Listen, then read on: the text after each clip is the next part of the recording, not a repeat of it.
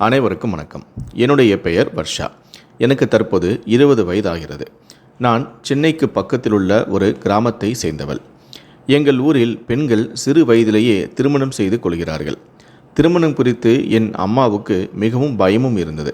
ஏனென்றால் நான் சொந்தக்காரர்களை பற்றி பல வதந்திகளை கேள்விப்பட்டிருந்தேன்.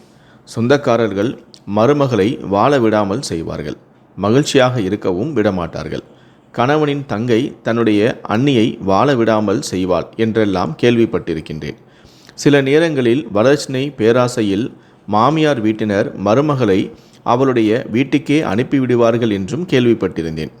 சிறு வயதிலிருந்து இன்று வரை நான் இதைத்தான் கேட்டு வந்தேன்.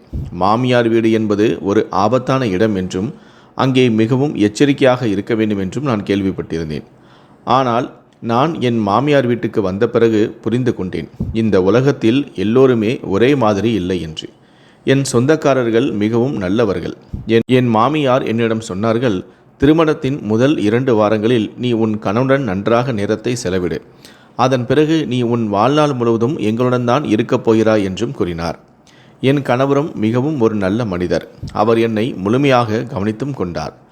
ஆனால் நாட்கள் கடந்து கொண்டே போக நான் என் அறைக்கு வெளியே வரத் தொடங்கினேன்.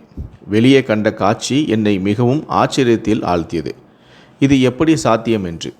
வீட்டில் உள்ள அனைவருமே சிறந்த உணவை உண்கிறார்கள், சிறந்த ஆடைகளையும் அணிகிறார்கள். ஆனால் வீட்டின் தலைவர் என் மாமனார் 2 நாட்கள் பழைய உணவை உண்கிறார். திருமணத்திற்கு 1 வாரம் கழித்து முதல் முறையாக நான் எல்லோரிடமும் சேர்ந்து உட்கார்ந்தேன். வீட்டில் உள்ள அனைவருமே ஒன்றாக சேர்ந்து உணவு உண்ண தொடங்கினார்கள். என் மாமியார் பின்புறம் இருந்த படுக்கையில் ஒரு தட்டில் உணவை வைத்தார்கள். அதை பார்த்ததும் நான் அதிர்ந்து போனேன். மிகவும் துர்நாற்றம் வீசும் ரொட்டியும் 3 நாட்களான பழைய உணவும் அவர்கள் முன் வைக்கப்பட்டிருந்தது. என் மாமனாரின் வாடிய முகத்தை பார்த்து எனக்கு மிகவும் வேதனையாகவும் இருந்தது. எனக்கு புரியவில்லை. என் சொந்தக்காரர்கள் இவ்வளவு கல்வி கற்றவர்கள், நல்லவர்கள். அப்படி இருக்க என் மாமியார் என் மாமனாருக்கு இப்படி கடுமையாக ஏன் நடந்து கொள்கிறார் என்று. இரவில் அவர் அடிமையாக அந்த உணவை உண்டு முடித்தார். இந்த விஷயத்தில் யாரும் எதுவும் பேசவும் இல்லை. ஆனால் மறுநாள் மதிய உணவு நேரத்தில் மீண்டும் என் மாமனார் இரவில் மிஞ்சிய அந்த உணவை உண்ணுவதை நான் பார்த்தேன். மற்றவர்கள் அனைவருமே புதிய உணவை உண்கிறார்கள். ஆனால் என் மாமனாருக்கு மட்டும் ஏன் பழைய உணவு கொடுக்கப்படுகிறது என்று. ஒருவேளை என் மாமனாருக்கு துர்நாற்றம் வீசும் உணவு பிடிக்குமோ என்று. ஆனால் அவரது முகத்தை பார்த்தால் அவர் மிகவும் கஷ்டப்பட்டு அதை சாப்பிடுவதாக எனக்கு தெரிந்தது. நான் வீட்டிலுள்ள மற்றவர்களையும் பார்த்தேன். என் 2 நாத்தனார்கள், மாமியார் அனைவருமே அங்கே அமர்ந்து நிம்மதியாக உணவு உண்கிறார்கள். எந்த ஒருவருக்கும் இந்த விஷயத்தில் எந்த பிரச்சனையும் இல்லை. அவர்களின் தந்தை துர்நாற்றம் வீசும் உணவை உண்கிறார் என்பதை பற்றி. ஆனால் என் வீட்டில் நான் பார்த்தது வேறு. என் அப்பா சிறந்த உணவை முதலில் என் அப்பாவுக்காக வைத்திருப்பார். என் அப்பா உணவு சாப்பிட்ட உட்கார்ந்தால்தான் அனைவருமே அவரை மிகவும் மரியாதையாக நடத்துவார்கள். நாங்கள் சகோதரர்கள் முதலில் அப்பாவுக்கு உணவு பரிமாறுவோம், பிறகு நாங்கள் உணவு எடுப்போம். எங்கள் வீட்டில் ஒரு தனி சூழலும் இருந்தது. சொந்தக்காரர்களின் வீட்டின் சூழ்நிலையை பார்த்து நான் அதிர்ந்து போனேன். நான் மிகவும் அதிர்ச்சியும் அடைந்தேன். இங்கே என் மாமனாருக்கு எந்த மரியாதையும் இல்லை. என் மாமியார் மட்டுமல்ல, அவரது குழந்தைகள் கூட அவரை கவனிக்கவும் இல்லை. அனைவருமே சுகமாக உணவு உண்கிறார்கள். என் மாமனார் துர்நாற்றம் வீசும் கடினமான ரொட்டியை மெல்ல மெல்ல வாயில் போட்டு மென்று சாப்பிடுகிறார். உணவை விட அதிகமாக தண்ணீர் குடிக்கிறார். ஆனால் வீட்டில் யாருக்கும் இதில் எந்த கவலையும் இல்லை. என் கணவர் கூட உணவு மேஜையில் இருந்தாலும் தன் தந்தையை ஒரு முறை கூட பார்க்கவும் மாட்டேங்கிறார். முதலில் 10-15 நாட்கள் நான் மௌனமாக இருந்த நிலையில் இதை நான் பார்த்து கொண்டே இருந்தேன். ஏனென்றால் இந்த விஷயத்தில் வீட்டில் யாரிடமும் கேள்வி கேட்க எனக்கு தைரியமும் இல்லை. ஆனால் சில நாட்களுக்கு பிறகு நான் வீட்டின் சூழ்நிலை ஒத்துப்போன பிறகு, அனைவருடனும் நல்ல பேச்சுவார்த்தைக்கு வந்த பிறகு நான் என் கணவரிடம் இந்த விஷயத்தை பற்றி பேசினேன். இது என்ன நியாயம்? உங்கள் அப்பா இவ்வளவு துர்நாற்றம் வீசும் உணவை சாப்பிடுகிறார் என்று. நீங்கள் அவர் முன்னால் அமர்ந்து புதிய சூடான உணவை சாப்பிடுகிறீர்களே. இதை கேட்டதுமே மௌனமாக மனம் கொண்ட என் கணவனான அர்ஜுன் திடீரென கோபம் கொண்டார். அவர் என்னை திட்டினார், இந்த வீட்டு விஷயங்களில் நீ தலையிட வேண்டாம் என்று. என் அம்மா அப்பாவின் விஷயங்களில் நீ பேசக்கூடாது. இந்த வீட்டில் உனக்கு ஏதேனும் பிரச்சனை இருந்தால் என்னிடம் சொல்லலாம். ஆனால் என் பெற்றோரின் விஷயத்தில் நீ கவலைப்பட தேவையே இல்லை. இது எங்களுடைய வீட்டு விஷயம் என்று கோபப்பட்டார். என் கணவர் அர்ஜுனின் இந்த வார்த்தைகளை கேட்டு என் கண்களில் நீர் ததும்பியது. நானும் இந்த வீட்டின் ஒரு பகுதியாக இருக்கிறேனே, அவர் இவ்வளவு எளிதாக என்னை அடக்கிவிட்டார். இது அவரது வீடு விஷயம் என்று, அதாவது இந்த வீட்டு விஷயங்களில் எனக்கு எந்தவிதமான தொடர்பும் இல்லை என்று. இப்போது நான் மௌனமாக நடந்து கொண்டு என் மாமனாரை மட்டும் பார்த்து கொண்டிருப்பேன். என் இதயம் விசித்திரமான வேதனையால் நிறைந்திருந்தது. என் மாமனார் யாரிடமும் ஒரு வார்த்தை கூட பேசாதவர். நாள் முழுவதும் படுக்கையிலேயே அமைதியாக உட்கார்ந்தும் இருப்பார். எந்த நேர உணவிலும் அவருக்கு கெட்டுப்போன உணவு மட்டுமே கொடுக்கப்படும். அவருக்கு அணிய 2 ஜோடி துணிகள் கூட இல்லை. நான் இந்த வீட்டிற்கு வந்தபோது அவர் அணிந்திருந்த 2 ஜோடிகளையே பார்த்தேன். இந்த வீட்டில் பணத்தின் குறைவும் இல்லை. நான் முடிவு செய்தேன், இனி நான் மௌனமாக இருக்க மாட்டேன் என்று. என் நாத்தனார்களிடம் இந்த விஷயத்தை பற்றி பேசுவேன். மகள்கள் தந்தையின் அன்புக்குரியவர்கள். மகள்களுக்கு தன் தந்தையிடம் மிகுந்த பாசமும் இருக்கும். ஆனால் அவர்களது தந்தையுடன் அவர்களது தாய் இவ்வளவு மோசமாக நடந்து கொள்வது ஏன் என்று. வீட்டின் தலைவராக இருந்தும் அவருக்கு சரியான உணவு கூட கொடுக்கப்படவில்லை என்று. ஆனால் இன்னொரு விஷயம் என்னை ஆச்சரியத்திலும் ஆழ்த்தியது. என் மாமியார் என்னிடம் மிகவும் நன்றாக நடந்து கொள்கிறார்கள். என்னை கேட்டு சிறந்த உணவு அல்லது பழங்களை முதலில் எனக்கே கொடுப்பார்கள். ஆனால் தன் கணவனிடம் மட்டும் எப்படி இப்படி கடுமையாக இருக்க முடியும் என்று நான் யோசித்தேன். எந்த விஷயத்திலும் அவர் என் மாமனாரை திட்டிக் கொண்டிருப்பார். துர்நாற்றம் வீசும் உணவை கொடுப்பார். அணிய ஒரு நல்ல ஜோடி துணியை கூட கொடுக்க மாட்டார். மேலும் ஒரு விஷயம் என்னை மிகவும் ஆச்சரியமடைய செய்தது. என் நாத்தனார் ரூஹியின் திருமண ஏற்பாடுகளும் நடந்தபோது என் மாமியார் என் மாமனாரை வீட்டிற்கு வெளியே அனுப்பிவிட்டார். மாப்பிள்ளை வீட்டார் வந்து போனார்கள்.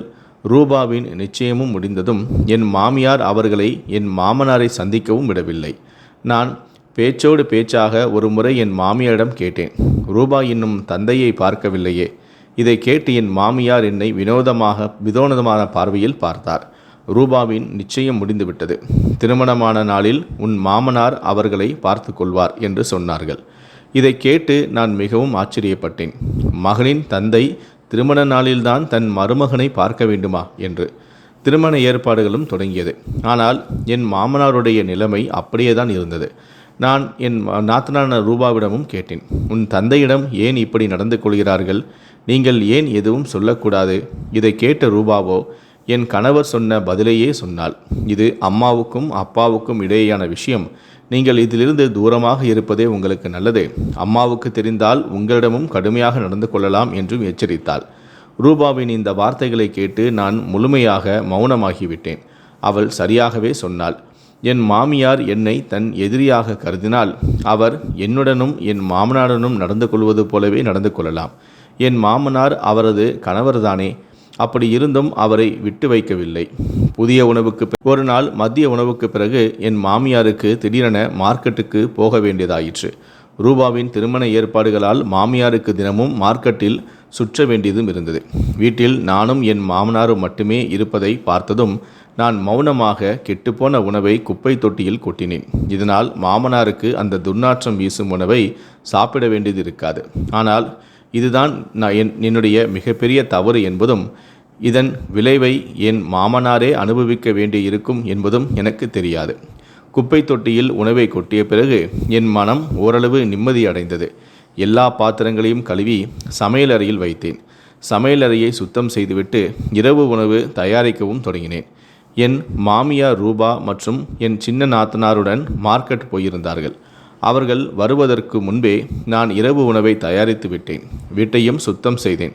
இன்று என்னுடைய மாமனாரும் வீட்டிலுள்ள அனைவருமே சாப்பிடும் புதிய உணவையே சாப்பிடுவார் என்பது எனக்கு தெரியும். ஏனென்றால் இனி கெட்டுப்போன உணவு எதுவுமே இல்லை. ஆனால் இரவு உணவு நேரத்தில் நான் கண்ட காட்சியை பார்த்து என் கண்களை விரிந்தன. என் மாமியார் மாமனாருக்கு உணவு பரிமாறும்போது அவர் முன் வைத்ததை பார்த்தேன். மாமனாருடைய நிலையை கண்டதுமே என் தொண்டை வறண்டு போயிருந்தது. ஒரு கணம் கூட என்னால் விழுங்க முடியவில்லை. நான் மௌனமாக எழுந்து என் அறைக்குள் சென்றேன். என் கணவர் நான் உணவு சாப்பிடவில்லை என்பதை உணர்ந்தார். ஆனால் அவர் அனைவர் முன்னிலையிலும் மௌனமாக இருந்தார். நான் குளித்து அறைக்கு வந்ததுமே அவர் என்னை அருகில் அழைத்து நான் ஏன் உணவு சாப்பிடவில்லை என்று கேட்டார். எனக்கு கணவர் மீது கோபம் பொங்கியது.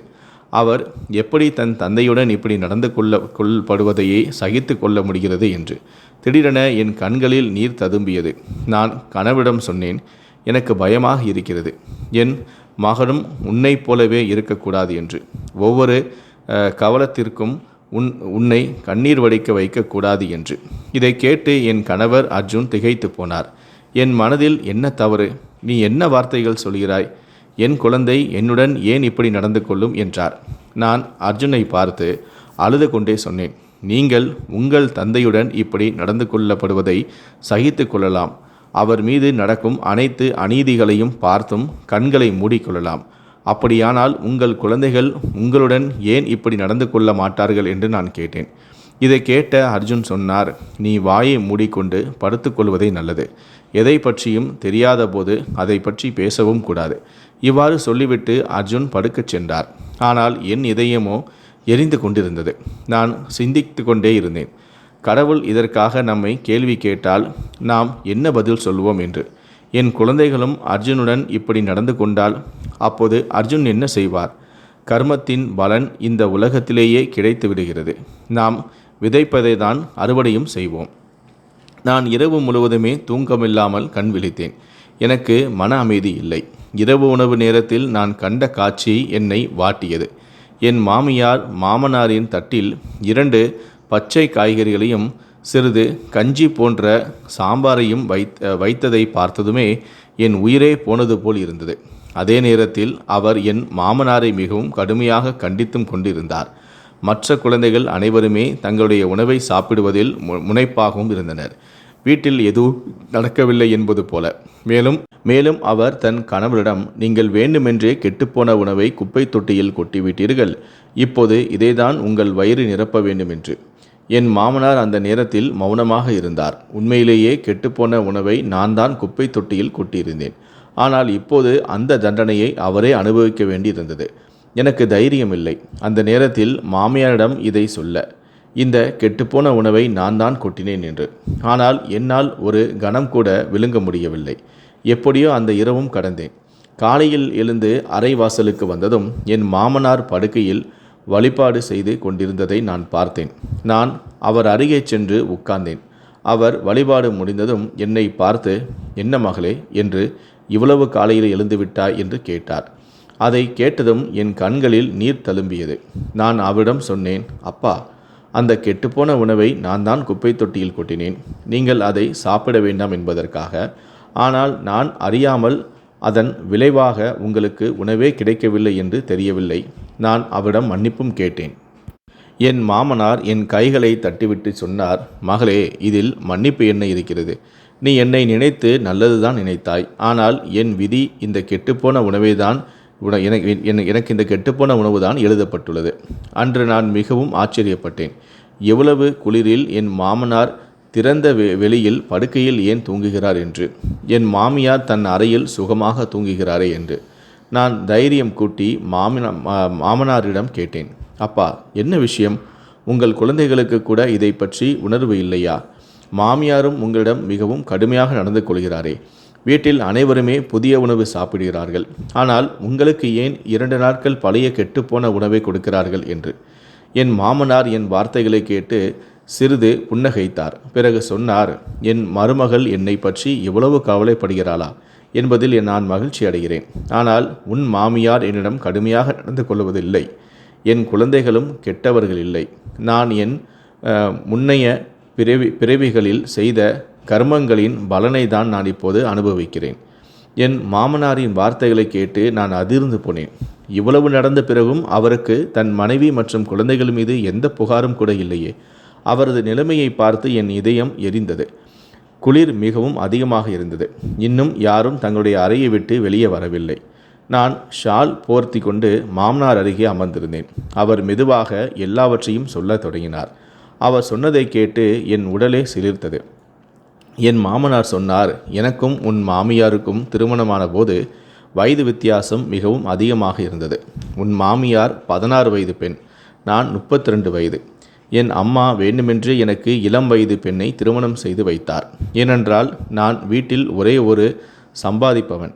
6 சகோதரிகளுக்கு ஒரே சகோதரன். என் அம்மா முதலில் என் சம்பாத்தியத்தால் வீடு கட்டினார். பிறகு என் சகோதரிகளுக்கு திருமணம் செய்து வைத்தார். அதன் பிறகுதான் எனக்கு உன் மாமியாரை திருமணம் செய்து வைத்தார். என் அம்மா வேண்டுமென்றே எனக்கு இளம் வயது பெண்ணை திருமணம் செய்து வைத்தார். உன் மாமியாரை, அதாவது அர்ஜுனின் தாயை அடக்கி வைக்க வேண்டும் என்பதற்காகவே அவரது தாயார் வேண்டுமென்றே இளம் வயது பெண்ணை திருமணம் செய்து வைத்தார் என்று என் மாமனார் சொன்னார். என் மாமியார் திருமணமாகி வீட்டுக்கு வந்த முதல் நாளிலிருந்தே அவரது மாமியாரின் வேலைக்காரியாக மாறிவிட்டார். அவரது மாமியார் அவருக்கு உணவு கூட கொடுக்காமல் நல்ல உணவை தன் மகள்களின் வீட்டுக்கு அனுப்பிவிடுவார். என் மாமியாரின் பங்குக்கு எப்போதுமே கெட்டுப்போன எச்சில் உணவே கிடைக்கும். ஆனால் என் மாமியார் ஒருபோதும் எதிர்ப்பு தெரிவிக்கவில்லை. என் மாமனார் இந்த அநீதிகளை எல்லாம் பார்த்து கொண்டும் தன் தாயாருக்காக மௌனமாக இருந்தார். என் மாமியார் வயது வெறும் 17. அப்போதுதான் அர்ஜுன் பிறந்தார். போதுமான உணவு கிடைக்காததால் என் மாமியாரின் உடல்நிலையும் மிகவும் மோசமாகியது. ஆயினும் வீட்டின் அனைத்து பொறுப்புகளும் அவரது தலையிலேயே இருந்தன. என் மாமனாரின் 6 சகோதரிகளும் அடிக்கடி வந்து அவரை தொந்தரவு செய்வார்கள். என் மாமனாருக்கு நல்ல அரசு வேலை இருந்தது. ஆனாலும் அவரால் தன் மனைவிக்கு ஒரு நல்ல உணவு கூட வழங்க முடியவில்லை. அதே சமயம் அவரது சகோதரிகள் வரும்போது அவர்களுக்கு சிறந்த விருதுகளும் தயாரிக்கப்படும். என் மாமியார் முழு நேரமும் சமையல் அறையில் வேலை செய்து கொண்டு இருப்பார்.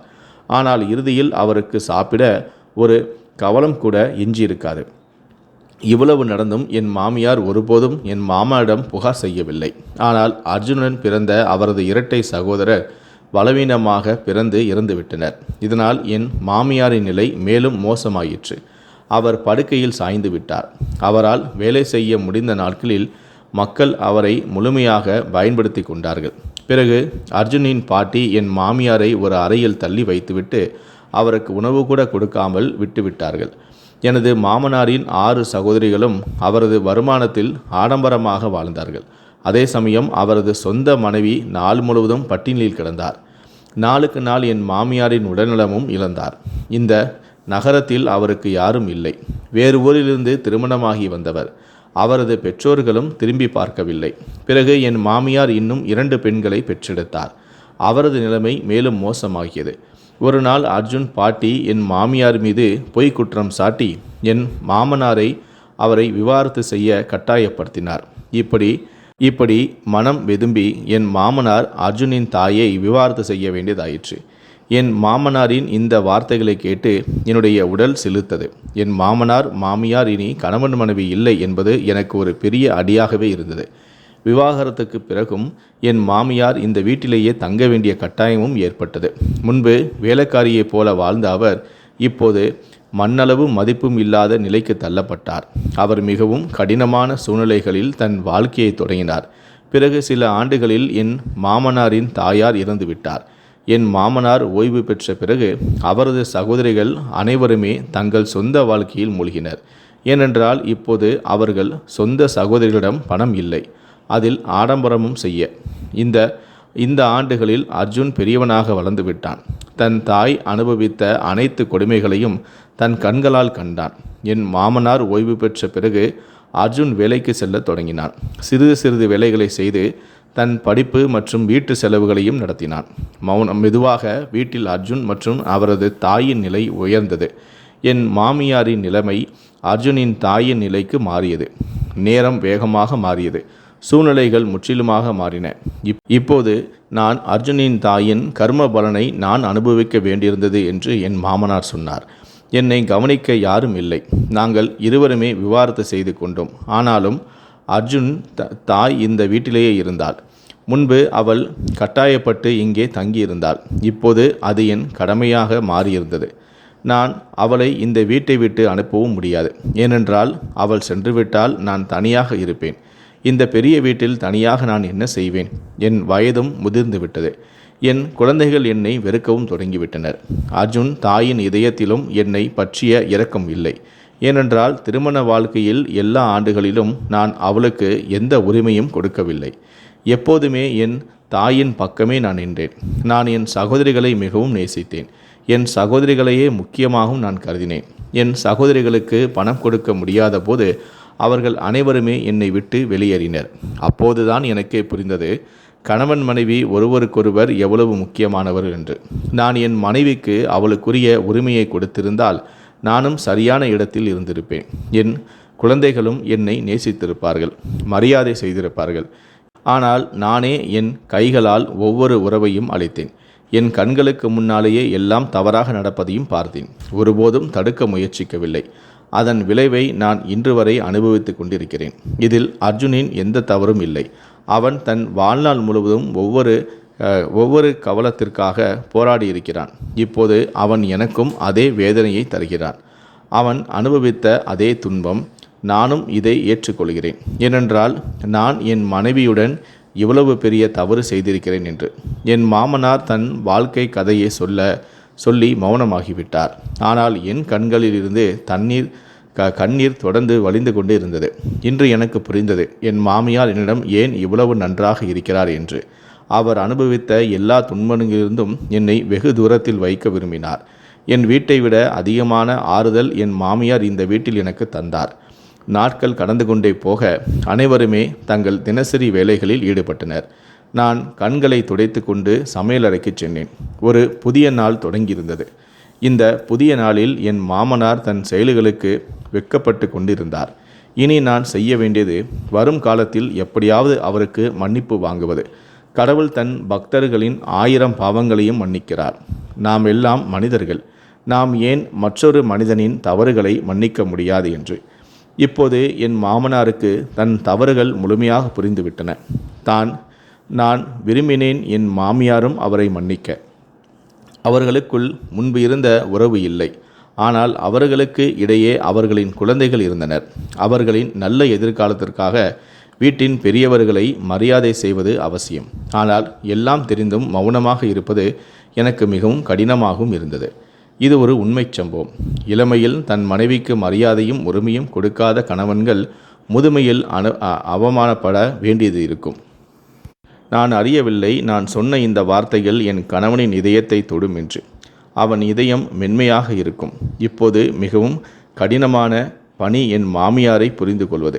அதில் என் கணவர் எனக்கு முழு ஆதரவையும் தந்தார். அவர் தன் தந்தைக்கு சரியான இடத்தை தருவதில் வெற்றியும் பெற்றார்.